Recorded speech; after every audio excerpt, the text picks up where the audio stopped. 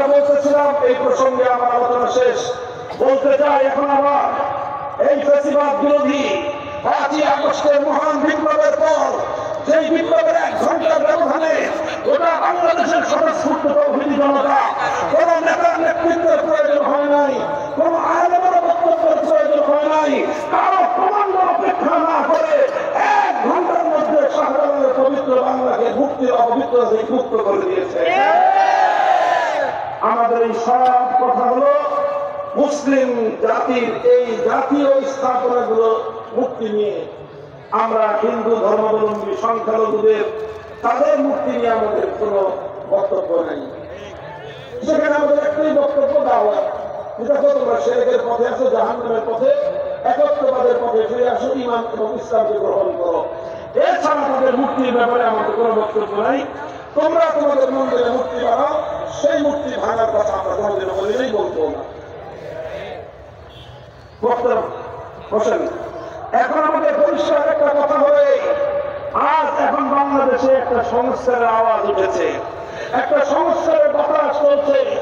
এই সংস্কারের সময়ে আমরা আমাদের বক্তব্য জাতীয়ভাবে স্পষ্ট ভাষায় তুলে ধরতে চাই।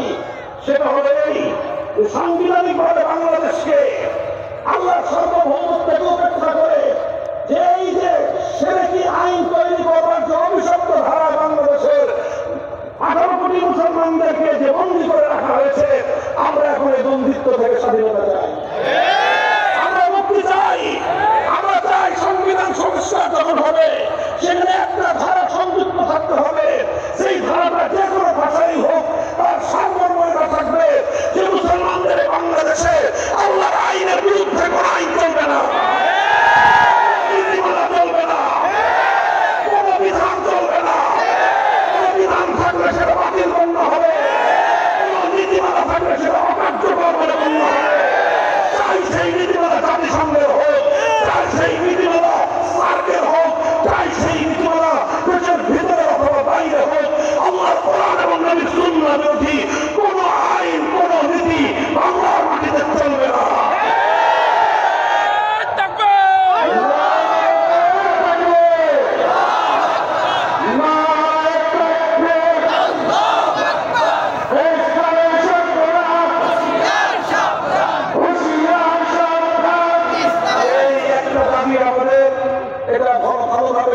চেষ্টা করবেন, রাষ্ট্র রাজনীতির সঙ্গে যারা জড়িত আমাদের দাবি পরিষ্কার, আমরা এটা চাই।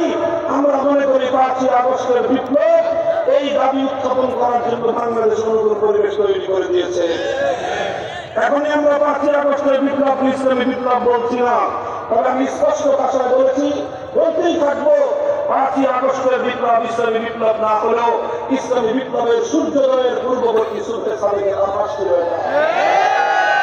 শহীদ আবু সাঈদরা যেভাবে ভুগতান করে সালিমের বুলেটের আঘাতকে বরণ করে নিয়েছে বক্ষে, লক্ষ লক্ষ শহীদ আবু সাঈদ বাংলার মাটিতে জন্ম হবে ইনশাআল্লাহ। শহীদ সাইফুল ইসলাম আলিমদেরকে তোমরা হত্যা করে তাওহীদের জাগরণ বন্ধ করে দিতে পারবে না। বাংলাদেশের ঢাকা বিশ্ববিদ্যালয়, প্রত্যেকটি পাবলিক এবং প্রাইভেট বিশ্ববিদ্যালয়গুলো থেকে আমাদের সন্তানেরা একত্রবাদ এবং তাওহীদের চেতনা নিয়ে রাজপথে নেমে আসছে। স্তব্ধ করে দিতে পারবে না ইনশাআল্লাহ। ছাত্র রিজার্ভ ফোর্স এর সর্বশেষ ইনশাআল্লাহ বিপ্লবের জন্য তৈরি হও। আলেম সমাজ প্রস্তুতি গ্রহণ করেন, জাতিকে নেতৃত্ব দিতে হবে ইনশাআল্লাহ।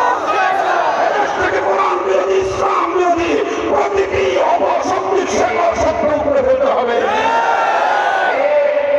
ওদের গাত্রতা শুরু হয়ে গিয়েছে, অন্তর্জালা শুরু হয়েছে। বাংলাদেশকে যারা বন্দী করে রাখতে চেয়েছিল, বাংলাদেশকে যারা পররাজ্যে পরিণত করতে চেয়েছিল, পররাজ্যে বাংলাদেশের স্বাধীনতাকে বিপন্ন করে যারা অঙ্গরাজ্যের মতো করে বাংলাদেশকে পরিচালনা করতে চেয়েছিল, তাদের সেবাদাসী উৎখাত খাওয়াতে মাথা খারাপ হয়ে গেছে। আমরা বলছি ইসকনের নামক সন্ত্রাসী সংগঠনের বিরুদ্ধে আপনারা 10 বছর ধরে এখানে বলছেন, তখন আপনারা আমাদের কথাকে অনেকে গুরুত্ব দেন নাই, অনেকে সুশীল ছেড়েছেন। ইসকন নিয়ে হুজুরদের এত মাথামাতি করা দরকার কি? আমরা যখন বলেছিলাম আমাদের সেই কথা যদি কর্মপাত করতেন, আজ বাংলাদেশের চট্টগ্রামের আদালত প্রাঙ্গণ সরকারি একজন প্রসিকিউটর, একজন সরকারি প্রসিকিউটর, একজন প্রসিকিউশনের কর্মকর্তা, এদেশের একজন তরুণ সম্ভাবনাময় আইনজীবীকে নির্মমভাবে হত্যাকাণ্ডের শিকার হতে হলো না।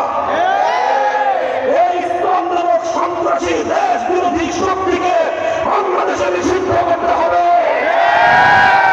কত নিষিদ্ধ করা হয়েছে বাংলাদেশে আমরা দেখি নাই? আল্লাহ সার্বভৌমত্বে বিশ্বাসী হওয়ার কারণে দেশের রাজনৈতিক দল নিষিদ্ধ হয়েছে। শুধুমাত্র শাসনতন্ত্র, ইসলামী শাসনতন্ত্র বলবার কারণে রাজনৈতিক নিবন্ধন পায় নাই। এই সব দৃশ্য দেখে দেখে বাংলার মানুষ আজ তাদের হৃদয়ের মধ্যে জ্বলন্ত আগুন বিদ্রোহের আগুন জ্বলছে। ইসলামকে অনতিবিলম্বে নিষিদ্ধ করে তাদের সকল জঙ্গিবাদী সন্ত্রাসী কার্যকলাপ নিষিদ্ধ করতে হবে। যদি সেটা না করেন, এদেশের তৌহিদি জনতা নিজেরাই নিজেদের হাতে দায়িত্ব করে নিতে বাধ্য হবে। ইনশাআল্লাহ আমরা সকল সংখ্যালঘুদের জান, মাল, ইজ্জত এবং ধর্মীয় স্বাধীনতার নিরাপত্তা দেওয়ার গ্যারান্টি দিচ্ছি। এদেশের আলেমরা বেঁচে থাকতে, এদেশের ইসলাম প্রিয় ইমাম সাহেবান বেঁচে থাকতে, এদেশের ধর্মপ্রাণ মুসলমানরা থাকতে এবং আলহামদুলিল্লাহ আমাদের রাষ্ট্র এবং প্রশাসন সকলে মিলে সকল সংখ্যালঘুদের জান, মাল শুরু হয় তাদের ধর্মীয় স্বাধীনতা, তাদের উপাসনা, এগুলো নিরাপত্তা আমরা নিশ্চিত করবো, দায়িত্ব নিচ্ছি ইনশাআল্লাহ। কিন্তু সন্ত্রাসী কার্যকলাপের মাধ্যমে বাংলাদেশে তাওহীদের আলো নিভিয়ে দেওয়ার জন্য চক্রান্ত হলে বরদাস্ত করা হবে না। আমরা স্পষ্ট ভাষায় দাবি তুলতে চাই, বাংলাদেশে হিন্দু সংখ্যালঘুদের সঙ্গে বৈষম্যের আচরণ করা যাবে না। বৈষম্যের আচরণ মানে হলো তারা যা পায় তাই দিতে হবে। 10 টাকা পায় 10 টাকা দিবেন, 5 টাকাও দিবেন না, আবার 20 টাকাও দিবেন না। আমরা দেখেছি বাংলাদেশে তাদেরকে, এবং বিশেষ করে সুপরিকল্পিত ভাবে পার্শ্ববর্তী রাষ্ট্রের অনুগতদেরকে নানাভাবে প্রশাসনিক ভাবে, রাষ্ট্রীয় ভাবে আশ্রয় প্রশ্রয় দিয়ে বিভিন্ন গুরুত্বপূর্ণ জায়গায় তাদেরকে বসিয়ে দেশটাকে অকার্যকর করা পায় তারা চালিয়েছে তারা। আর সেই অভিশাপ এখন বাংলাদেশকে ঘুরে ঘুরে খাচ্ছে। 2 দিন পর পর বাংলাদেশের বিপ্লবকে ব্যর্থ করে দেওয়ার পায় তারা চলছে।